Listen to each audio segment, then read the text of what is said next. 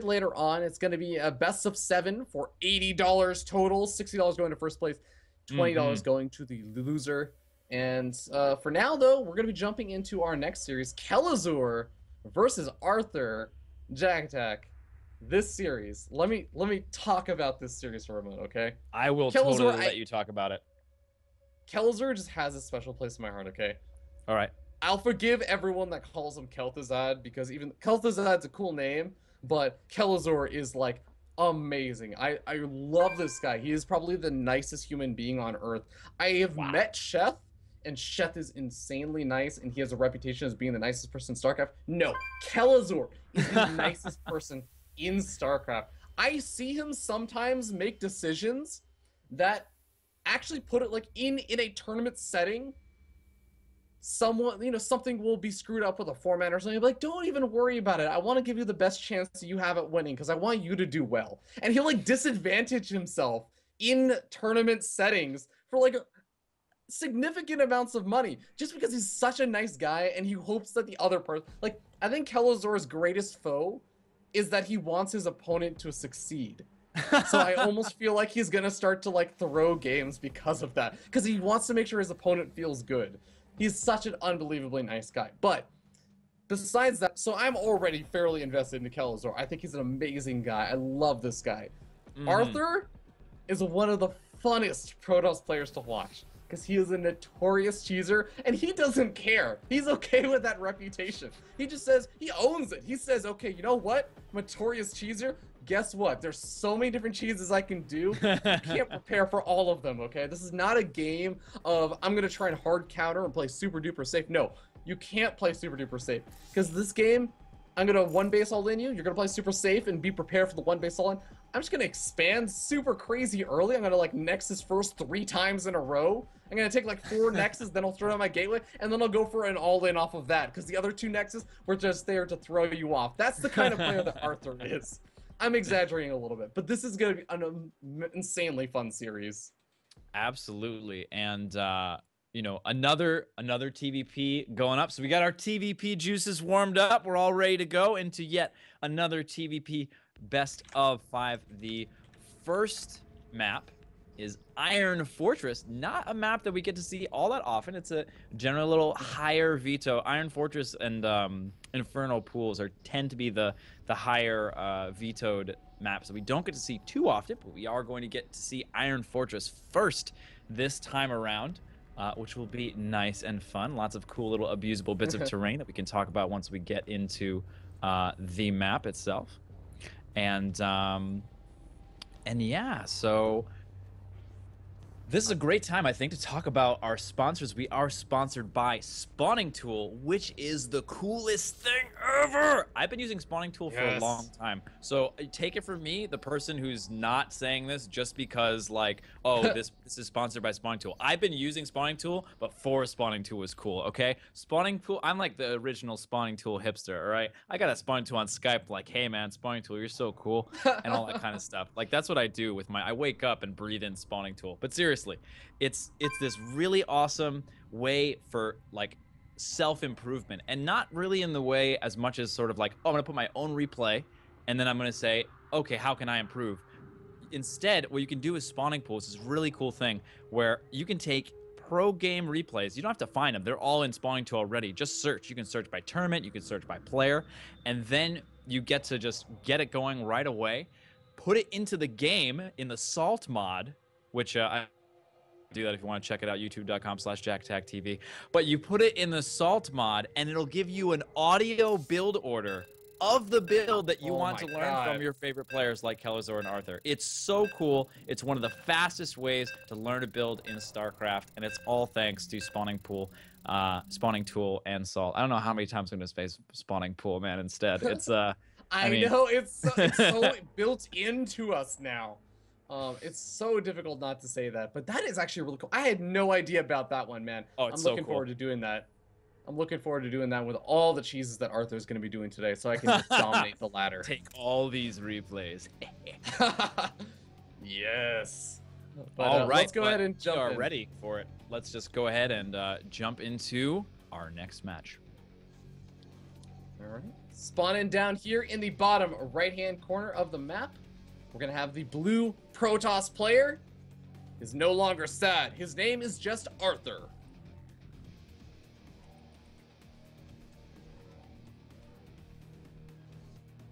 And the red Terran spawning in the top right-hand corner of our screen from Team Root, the South American Titan. It's Kelazhur.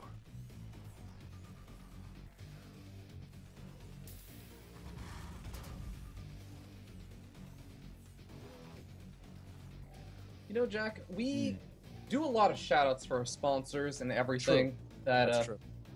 You know, we're super grateful to them and all the people that watch Team Gravity Fight Night, but I want to give it just a shout out to someone that we don't talk about as much, even because it seems implied, it seems implicit, but Team Gravity for putting on the Team Gravity Fight Nights. It's such an awesome thing for them to do, and I want to just say, go guys, go give them some love. If you're enjoying the show, if you're enjoying Team Gravity Fight Night, give the channel a follow, go send the link to a friend, just go give them some love. Follow them on Twitter. Absolutely. Get all over that. And if you're not watching on Hitbox already, go to hitbox.tv/teamgravity. Follow that. Click on the screen. Get over here. Throw some chat up in the chat. Throw some GIFs and GIFs up in there as well.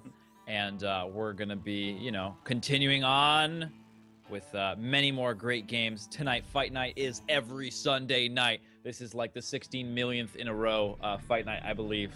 That is the statistically correct number. It's approximately 16 million. I may be rounding up to the nearest 16 million, but don't worry about it. But yeah, so Iron Fortress. We don't get to see a whole lot of games on Iron Fortress. One of the cool areas over here is between the thirds of all the bases. We have this really short siege tankable area, which is super abusable from the Terran. So it makes it a lot more likely that we'll have Arthur expanding out over to the left side rather than up once they each know where the other player is, and they will not know that. And there's been a bit of an error here. If you look at Arthur's vision, he has gone in, thought he scouted close enough to see the spawning position, but he didn't, and he's going to get to that other base and be really confused. Oh, that is unbelievably unfortunate for Yes. Arthur, because Kelazhur also opened this up with a CC first. So, I mean, this is the kind of thing that an aggressive player like Arthur would love to exploit. And look at this. Oh, Arthur is now realizing, okay, wait a second.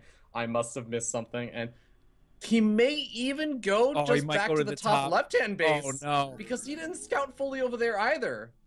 I don't think he is, though. I think he's going cross. Come on. Yep, Okay, he's going cross. He's going cross. He's going cross. He looked at his vision. He said, okay, which one did I get closer? Okay, I didn't get close enough on this base. That's where I made the mistake. Was able to identify that that's where the mistake was made. Mistakes were made up in the top right-hand corner of the screen.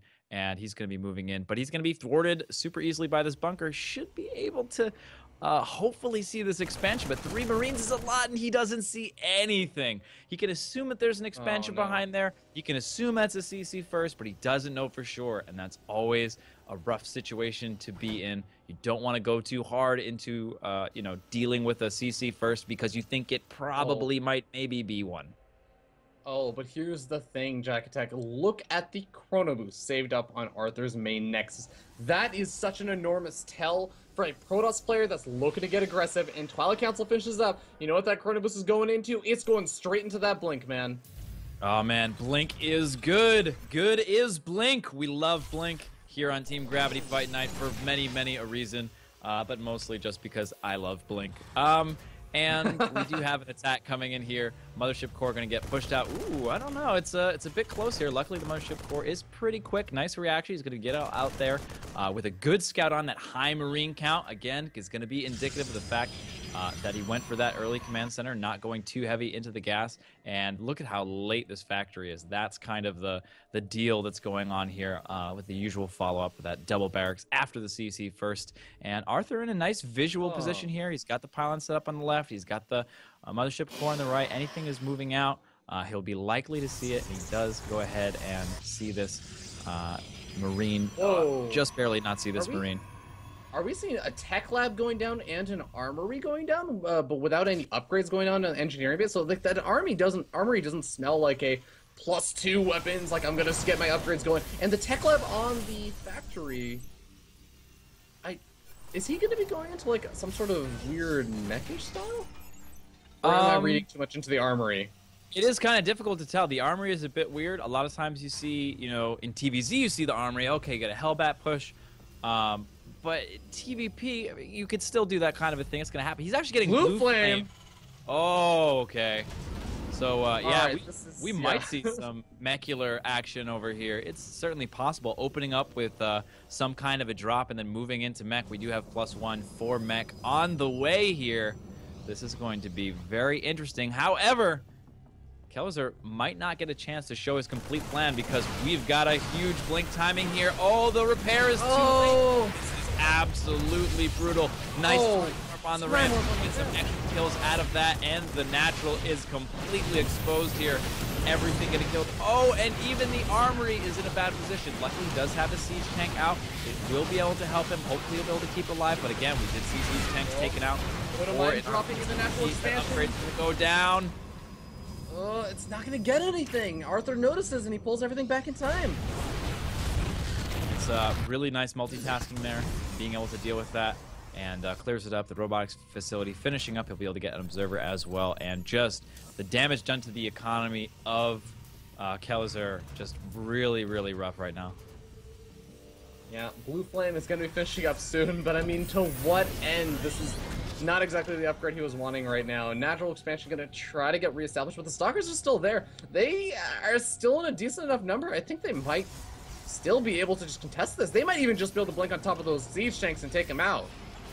It's possible. There are a lot of Marines here, and a big thing the Stalkers can do against the Marines is kite them, right? Because they have that advantage. But what's cool about having the siege tanks as support here is that it kind of takes that kiting option away from the Stalkers to some extent. They can't just sit there and just peel off Marines over and over again because they're going to be taking massive shelling from these siege tank. There we go, just blinks right out of there. And really precarious position over here for the forges. That's a really vulnerable area to put tech like that. What's the first not place 100% drop is going to solid come in? He's just decided, yeah, you're never going to drop me this game, just so you know. I've already decided. Yeah, I mean, based on where he's positioning his Stalkers, he's actually very much decided that, because he says, well, as soon as you try and drop me, I'm gonna have Stalkers positioned to intercept it. And look at his vision around Kelazhur. He's got Stalkers along the bottom side. He has a Stalker at the front patrolling. He's got a proxy pylon on the high ground. He's got another proxy pylon a little bit further back that's slightly higher. There's only one real location that Kelazhur could potentially drop from. It's gonna require Medivacs to go all the way to like the top left-hand side of the map to get her out unscouted. Right, and he doesn't know that this vision ring is around them. So, you know, it's. You might be like, oh, why doesn't he close it off? Why doesn't he build a pylon all the way over here? It's like, yes, you can do that, but it's just another little baby cutting of the corner, saying, okay, I don't need vision all the way over there, because if he takes that much time to go around, you know, I'm probably going to be fine, because it'll take forever for him to get around, and it's not likely there. We see scouted, and if Arthur didn't notice it the first time, he has a second opportunity as he flies over the second pylon. Just in case. We do have Blue Flame, so that's going to be nice for this bit of harass. It is scouted, and the Stalker's starting to move across the map now. I don't feel like they have enough time to intercept. Did Arthur scout that there was an armory or that there were Hellions coming out or anything? I mean, he scouted the tech lab with this factory, but I mean, sometimes that is just a reaction to Blink Stalkers. Is you pop a tech lab onto the factory and start making siege tanks. I don't know if this Blue Flame upgrade is going to be anticipated. Yeah, I mean, and he didn't even scout that the tech lab was on the factory. Last he looked, the tech lab was Have those Hellions even fired? Okay. Yeah. So he does reveal Blue Flame there. And no damage taken, really. Yeah, it's... Doesn't get too much better than that as Protoss. Go, attack comes in. No damage taken. Wonderful. My opponent is up in supply, though, in a major way. We should be able to see Arthur catching up as he has taken a third much earlier. This army, though, is getting really scary, and it's looking like we're going to have a move-out timing. And it's double the supply of Arthur. And it's Yeah. a cost-effective army. It's siege tanks. It's gonna be Hellbat and Marauders, and this is a really scary army if it was like an even supply. It's double the supply. Keep in mind, though, that Arthur has a third base, so he's going to be catching up supply, and also he should have 2-2 against the only one upgrade of this mech army. It's going to take a little while for this army to move across the map. Hopefully he'll forge up some sieges, but it looks like, no, this army is too big. He can just barrel across the map with it. He's trying to buy as much time as possible for his upgrades to finish. Dark Shrine coming down as well, so we'll have some harassment option as well as some defense option. The boys are joining in on the fun. Oh my god. And there's no medevacs coming out, or there are like one or two medevacs that's going to be with this push, but that's it. This is very much an all-in coming out from Kelazhur. He has got to win right here, right now, but this is a scary enough army that I think is forcing no sieges right now. No sieges has been forced. He's just able to walk across the entire map and get into position. We have just a few seconds left on the upgrades. He wants to engage with 2-2, but he might not have an option. Just getting down this small situation over here. He might even be just sacking the natural here, knowing that his opponent is on 2 base, not wanting to engage, moving his units through the choke of his own buildings. Yeah, kind of an awkward situation over here. I think that Kelazhur wants to just attack the Nexus with his Marauders and try and free up an area, but with the Nexus going down, Arthur has to make a choice. Does he just allow Kelazhur to go into the main? Oh my god. Arthur right now is showing so much patience, and hopefully it does work out for him. He's able to defend. Dark Shrine is finished. He can warp in DTs to deal with this. Nice. Scans. No scans. One scan available. One scan, yeah. But it looks like he has forgotten about that, or he's not interested. Oh, no! Poor just Colossus. absolutely going to lose that Colossus. Yeah, he's just being very patient, just waiting. Oh, but he's in siege tank range now, and he's moving in from both sides here, getting the biggest flank that he possibly had. He blinks down. He's targeting down these siege tanks, the main damage dealers for Kelazhur's army, but they are taken out in short order. Many siege tanks still left. Oh, the last Colossus goes down, and it's GG Kelazhur. With the 2-base mech push, takes out Arthur on Iron Fortress. Oh, and that was nice. I don't know if it would have made a difference, Jack, but I just want to say, as of 4 seconds ago, charge finished. Like, I don't even know. I don't know if there were that many zealots that it would have made the big difference, but still, that was such a crazy situation. I don't think I've seen an opening like that from a Terran player, where you get not just like the Hellbats and the Siege Tanks and everything that's sort of mech-ish with bio mixed in style, but the fact that he's skipped out on medevacs, that he was just doing it off of just raw brute force power, no recovery, no transition setup or anything, just raw, straight up damage. Yeah, and it's not every day you see a factory with a tech lab making a widow mine upgrading blue flame. Like, just that picture, I was like, it's like, what is going on right now? It was pretty wild to see Kelazhur rocking that mech. He's gonna be happy in Legacy of the Void when he moves in, when he moves into that thing. Kelazhur has a history of doing funny things in Terran versus Protoss. I remember like watching a show match that he played versus Puck. It's like maybe a couple, I want to say like 6-7 months ago or something, where he was doing this crazy style, which would look mostly normal, except as he moved into the later stages of the game, he got the bunker upgrade for increased capacity. Oh man. He would do that. It was on King Sejong Station, and he was just building bunkers all across the center of the map, and getting a lot of ghosts, and getting like a very Marauder heavy composition, and like throwing down nukes, and playing this really weird style where he was just constantly trading stuff out and forcing engagements in the center, but they would always be with like 4 or 5 bunkers. He was offensively pushing at like the 45-minute mark with bunkers. It was a crazy thing to watch, but Kelazhur does that kind of crazy stuff. And we're going to see if he has anything else crazy for us planned in game number 2 of this best of 5 as we jump in and introduce him, spawning up in the top left-hand corner of the map. Coda, it's going to be representing Team Root for Root, and currently up 1-0. Kelazhur.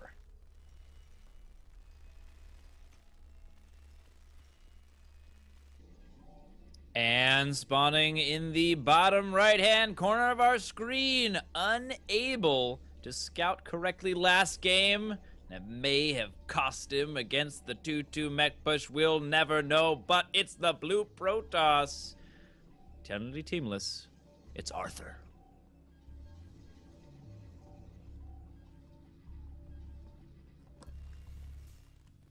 Arthur has gone through so many different moods. He's gone through sad Arthur. He's gone through angry Arthur. What do you think he is in this game, considering I how think he's this is Proxy Arthur. Proxy Arthur, I think, Proxy is Arthur. the mood. Yeah. That is an emotion I feel I've very seen. proxy right now. I'm not really here. I'm a proxy for my own consciousness. That's how he feels right now. Oh my god. Dude, that's some like 15, 16-year-old poetry stuff, man. It's like, yeah, I man. feel like I'm really me. I feel like I'm in another plane of existence right now. And that's what Arthur is feeling right now. And this looks like it's going to be a proxy stalker.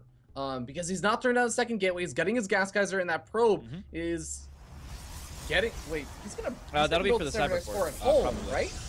No, he's gonna I build the cybernetics core there, Oh. just so that you can build it faster. Because you Oh, don't really yeah, have yeah. the money to build the Build pylon a at second home pylon, right? in right. time. When you do the 2 gate into Stalker, you have time for that. But the problem is, if you're gonna proxy against a Terran, they almost always have that wall in, and the 2 gate just usually doesn't work out too well for you. In this case, it would have handled okay. The Reaper is there, and this does get, of course, oh my god, intuited here as he sees nothing in the base except the gas. He knows exactly what's going on. We have the first Zealot, and that pylon blocking the bunker. Such a smart move, such an important moment, and it also creates this little choke for him to micro in. The problem is the Reaper is out. He will be able to kite super duper hard and forever with the Reaper, but these Zealots can take a hit, and already we are seeing workers begin to fall. Probe does go down after absorbing a couple hits, but yeah, these Zealots are already doing some really nice work. We've seen, only 2 SCV kills actually, or 3 SCV kills now. He's starting to do a little bit more damage, but now comes out the Stalker.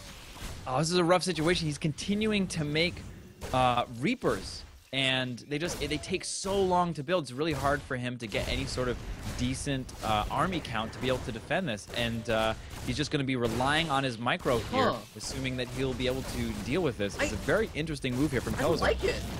I like it because you think about it, Reapers are in some really weird ways the units that you really want against a thing like this, where normally if you get Marines, you're constantly taking damage, and the Stalkers, the idea behind the Stalkers is that you're going to constantly kite back versus the Marines, and you're just going to continue to pick away at their health while the Stalkers are regenerating their shields. But this puts a timer on Arthur doing something, because if he waits around for his shields to regen, then the Reapers are going to regenerate their health as well. They're going to regenerate faster than the Stalkers, actually.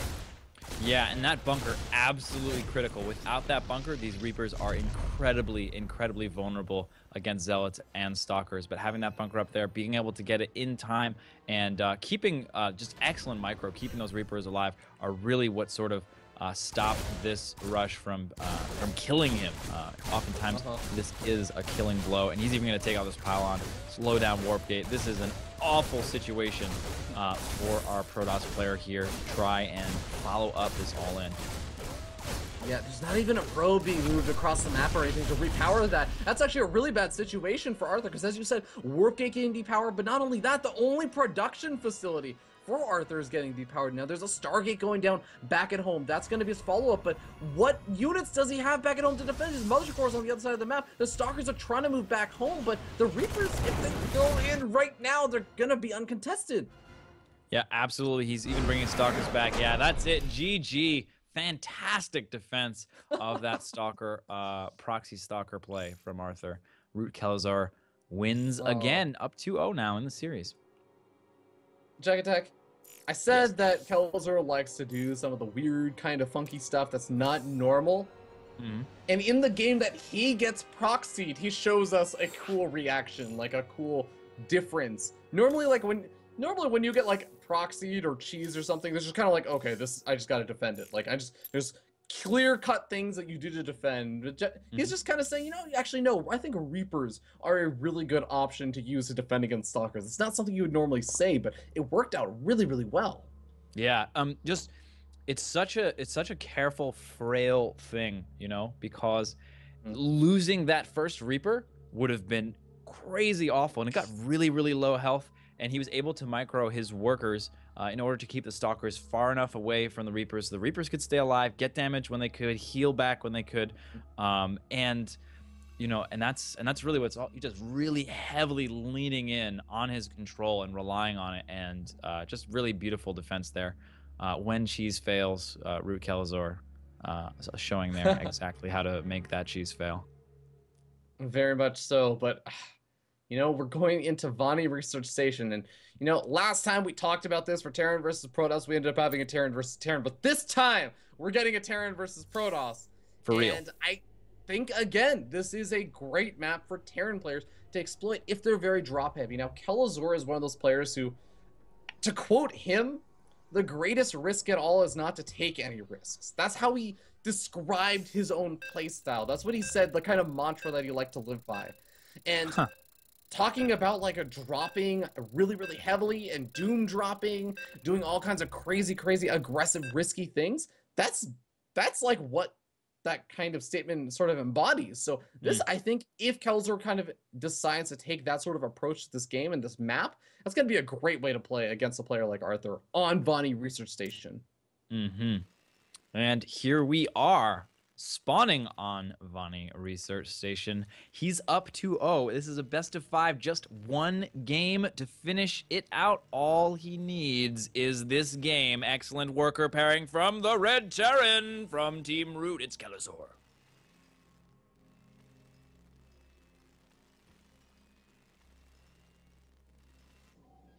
And his opponent spawning up in the top side of the map, Vani Research Station. We have the yellow Protoss player. He's down one game away from losing the series, but he's made bigger comebacks in the past. His name is Arthur.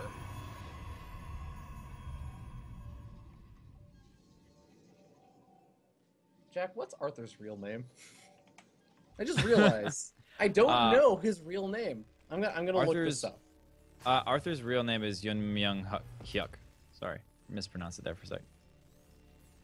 Wait, did you just look that up insanely quickly, or do you know this off the top of your head? Whenever I cast, I leave the Wikipedia pages on the other just in case. Oh, that's smart. That's smart. Yeah. There you go. Yeah. If I ever have to cast an event, I'll be screwed because they don't have all the monitors that I have at home. But yeah, I have like all like the stats. I'm gonna buy you a tablet if you ever cast an event for live. All right, good. You can just have a tablet you'll use as a second monitor. Nice. All right. Well, no proxies this game so far. Yeah. Whew. And I mean, and this is a map too that Terran players really like. I mean, and Protoss players sometimes maybe they don't like it quite so much against Terran players. That you see stuff like Proxy Oracle on this map, or any sort of like proxy or very aggressive play. But Arthur not opting for that this time. So one gas so far. Could go for the second one, but it looks like just a pretty, you know, safe, relaxed one gas expand with the Cybernetics core coming out of Arthur. And on the other side of the map, we have nice, relaxed, again, safe, usual, normal Reaper expand. Indeed, Reaper expand probably going to be coming out for Kelazhur unless he does something super duper funky and decides, no, I actually feel like piling up my minerals but not throwing down an expansion. Just decides to do something weird and is like, let's go for a 6 racks this game and pull off of gas. Never know, but yeah, you know, he's just gonna take the money that he would spend for his expansion and just drop racks and another gas, and he's like, yeah, I'm just gonna keep making Reapers forever. Yeah, he's not gonna do that. A possibility. You know, he is building a Marine, so you know, 10 racks Reaper, not gonna see it this time around. Very sad. I'm sure Ravi, you're quite upset as well. I know it's your favorite build. Another time, man. But well, Reaper gonna coming in, and Arthur's a little bit far out of position. I think he was looking to greet the Reaper and ends up kind of missing out on it. Might be able to get some nice damage on it, but the Reaper should be able to get out. Yep, and just jumps right out of there, pretty much no problem. They are wonderful at getting out of sticky situations, and Arthur, though, sending the Mothership Core right across the map. It looks like Kelazhur is going to have 3 Marines. That's enough to deal with the Mothership Core. So he should be okay. Mothership Core can deal with 2 Marines, but not 3. And gonna get a little scout here, and maybe he can't even recall back here. This is interesting. He's gonna take quite a bit of damage on this, which is leaving it vulnerable. But usually in this kind of a situation, you can keep that Mothership Core safe. Gonna go ahead and scout that. Kelazhur gearing up for an expand, but no expand yet. We do have the factory and starport coming down, so that Kelazhur Reaper might be doing some Widowmine. That Reaper is moving back into the main base. Oh, it almost had the opportunity to scout that Stargate. Just decides to hop out of the base, keep it alive for now, which is understandable. It's nice to keep units alive, but does unfortunately miss out on the potential scout on the starport. Does Kelazhur realize what's going on? Is he gonna start up an engineering bay? Because I mean, this is not like, well, I would say this is not Legacy Void. You still need engineering bay, but I think they reverted that change. So they did revert that change. Or missile turrets, the way it used to be. But yeah, no scout on the Stargate, and like drops are good on this map for Terran. Stargate is good on this map for Protoss. It can be really nice position, just run into the space, get some damage done, get out of there. I mean, he might even be able to get there in time to slow down this command center, which would be quite nice. Yeah, I don't think it's gonna finish in time. I'm pretty sure that Oracle should be able to halt that, delay it even further, and he's gonna also be... Actually, he might even have enough time to do that, scout out that there was a factory opening, and come back in time to help clean up that Widowmine drop that's going to be coming out. Oh, wow. Totally passed by. No, he has no idea the Oracle is here right now. He's going to move right into the main, skip the natural completely. Let's see how many kills he can get. We got 1, 2, 3 kills, and he's going to run in there and get out of there. 4 kills is a pretty good start across the map, though. We do have that Widowmine as well. Oh, just barely misses the slowing down of this command center, the orbital command on the way. This Widowmine drop on the other side of the map is coming across. Oh, excellent move there, zoning that drop out from any sort of reasonable damage. He may not even get anything at all. This Oracle is going to detect and kill out that Widowmine. No damage at all from Arthur. Excellent defense. Yeah, very well defended over there from Arthur. And Medevac tries to maybe grab that Widowmine, but no such luck is going to be had. And Kelazhur, I will say that the Widowmine drop kind of worked out. Even though he didn't get damage done, he only ended up losing 3 SCVs to Oracle, which isn't a terrible amount of damage, and he got away without making any missile turrets or an engineering bay. He kind of got away with very, very few defenses. Now here comes the scary part where now there's 2 Oracles and he still hasn't gotten any defenses. Oh, this Marine count is so low right now. 2 Oracles absolutely can take out that Marine count, no problem. You do need 11 to take out 2 Oracles. Widowmines. Oh no, one of the Widowmines gets lifted before it can really do anything over here. And I don't know if he was going to get an opportunity to burrow. Yeah, he does. Well, he's going to... Oh, actually, this is a really weird scenario. Right, he's got the Marine count now and moves in. Nicely taking out one of the Phoenix there. And he did have enough to deal with that. Phoenix Oracle. The Phoenix is a very interesting decision. Specifically the fact that he built 2 of them, which I guess is nice anti-drop. He's building another one. On a map like Vani. Yeah, on a map like Vani, I mean, this is a really, really nice style to go for. It's a very Chinese sort of style to go for. And oh, no, God, that Widowmine is just the... I'm going to put this out in the middle of the map and let's see what it hits. And it gets a decent hit. Yeah, it gets a nice hit there.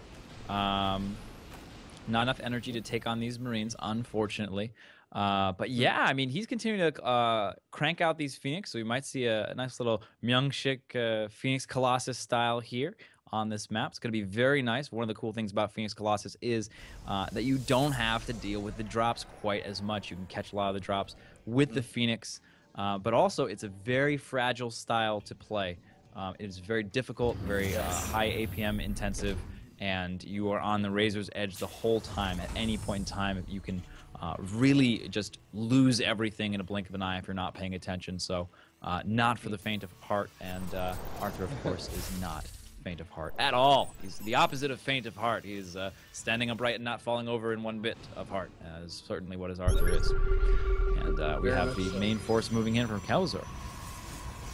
Yep, and Medevac's leading the charge. Observer for Arthur does spot this, so Arthur gonna have a great opportunity to try and, well, I was gonna say force field. This is a weird situation. Do you think that Kelazhur would feel comfortable taking up the units and loading them up and going for a drop with the Phoenix out? Absolutely not. I think if he does, it's going to be a mistake. This observer over his army has not been scanned either, so if he were to do that, these Phoenix would swoop right in. But not now that they're all the way across the map. There's the scan. And wait looks for the like he's energy back for the time being. And more drops. Oh, he's chasing him down. He should be able to unload and get out of here in time, but not if he's not paying attention. Oh my god. That's the first one, and he manages to start dropping one medevac down with some units in it. That's an excellent play, losing no Phoenix at all. And Phoenix quite good against Marines, which is kind of counterintuitive. If you have enough Phoenix, they can do really well against Marines. You need a lot.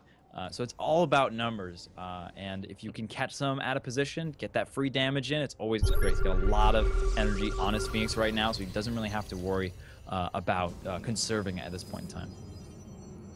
Yeah, no third expansion on the way for Kelazhur or Arthur right now, which is kind of interesting. It sort of makes a little bit more sense from Arthur. He wants to get up that big Colossus count so that he doesn't just die to some kind of big push out. Obviously, as you were saying, you're playing on a razor's edge with these Phoenix. That's going to stop any of the drops, but you need to be able to power up and get those power units to win an actual main army engagement. Now, Kelazhur moving out across the map. I feel like a third expansion should be coming soon. Oh, these Phoenix are totally ready. If this is going to be a drop, it's going to be absolutely awful. He does scout it. Oh, Arthur, you got to get out of there. Oracle and a Phoenix. This is an Oracle and a Phoenix going down. And keep in mind at this point, he is getting Blink, and he stopped making Phoenix. So he's not going for the Phoenix Colossus as a style long term. Just use it as an opening to be safe to transition into this more standard sort of Blink Colossus play. Mines, Bio, and Viking from our Terran player in response. Oh, Oracle gonna walk in the wrong place, but gets great counter, a Revelation. Sees all of these medevacs loading up. Oh my god, what are you thinking, Kelazhur? This is unbelievably ballsy. Yeah, he's thinking he's gonna land before any of the medevacs can get killed, and he's pretty much correct there.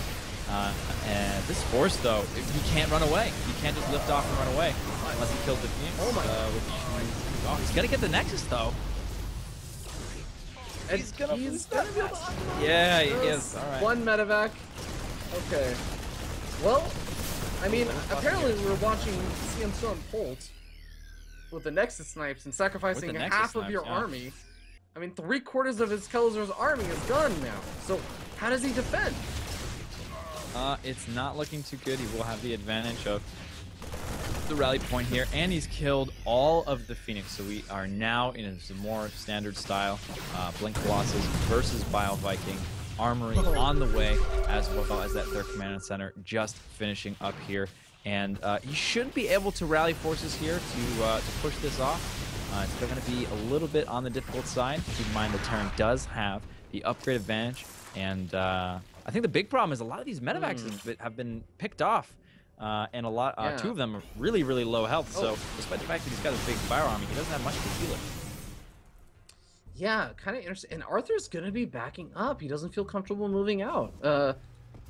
I can kind of understand why he wouldn't feel super comfortable. I mean, the Widow Mines were picking away at his army. He was starting to see Kelazhur have more and more start to come out of those barracks and start to pump up. But Kelazhur has his third orbital command finished up. If he decides to move down and expand, he's going to be pretty far ahead in terms of Arthur's. Really nice. Arthur is really keeping on top of his scouting. He's got this Zealot over here, making sure he knows exactly when this third base is coming up. And that's really putting him in this context of saying, oh, okay, you know what? I'm going to back out. I'm going to defend. I can get my third up. I think there's still no third out here, and he's got enough money for it. Is he considering just going all in on 2 base here?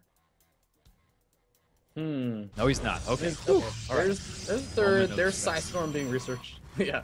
Psystorm being research right now, so he's going to be getting ready to transition to the super duper late stages of the game. And I know that's one stage that Kelazhur hasn't always felt super duper comfortable with, is that kind of super late game army control, and a lot of Terran players have struggled with it a little bit. But Kelazhur going to be moving out once again, just showing really, really heavy amounts of pressure. Yep. Just staying on the aggression, on the aggressive this whole game. Once those Phoenix were down, even when they were out, he was still like, "Hey, you got Phoenix out? I'm still gonna try and drop you. I don't even care." Still gonna drop. Yeah. Nice scan here. This is Kind really important. It scouts the exact timing of the third base. He's going to give him a really good understanding. More scans. I love this. I absolutely love it. He was able to take out the Oracle as well, but not before being revealed. And he's gonna show off the fact that he just loaded up some drops. Hopefully, for Kelazhur, Arthur wasn't paying attention. It looks like, with those units missing, he might be able to engage us. That's a scary Protoss army here.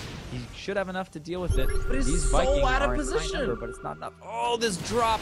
3 full medevacs going into the natural. The damage is outrageous. Nice recall. What a great response. However, that opens up the third base to attack here. Side storm is finished. There's 4 High Templars over here. 1 storm goes down. These are beautiful storms and absolutely driving Kelazhur's army back, even though the Vikings are able to take out those Colossus. Oh my god, he's landing the Vikings. He's sniping out the High Templars. He focused on his my god, what a move. That was a very interesting decision, but it looks like it's going to pay off. Get him the third and maybe the game here. He's absolutely going to be able to take out this third Nexus from that really great move here. He knew the Colossus were down. The Colossus count was down. He sacrificed the Viking. They're actually still on the ground here, just hanging out in the army, doing their thing. What a play. There's some Widow Mines over by the natural expansion as well. They've been able to get up to 5 and 3 kills, and those are worker kills, so he can continue to make those pay off if he just decides to plant up a little bit closer to the Nexus. But this is still going to be a scary moment because Kelazhur has to defend with his army in the center of the map. He's losing a lot of his units, including the fact that he only has 1 medevac. Oh, the medevac count really important here. He's going to take an out observer. I don't know how significant that is. He's got a pretty big supply lead here, but it's going to be tough to make it work with all this high-tech power coming out of the Protoss. However, a lot of it has been taken out. Like we said before, we've got just 1 High Templar and 2 Colossus, and that's it for the splash damage of this army. Oh man, this is going to be a very tense moment for both of these players right now. Arthur feels like he has to make something happen over here. Oh, Widow Mines! 1 gets set off by Arthur. Really good control. Uses the blink to set those guys off and decides to come in on the left-hand side. Kelazhur's army is in the red and orange. This is it. He's coming in here. Moving in with the giant concave over here, taking out the Zealots, getting caught up over here. Nice storms. Storms coming around all over the place and taking the full damage over here. The Colossus are vulnerable. Oh man, the Colossus, 1 Colossus still alive. Excellent storm.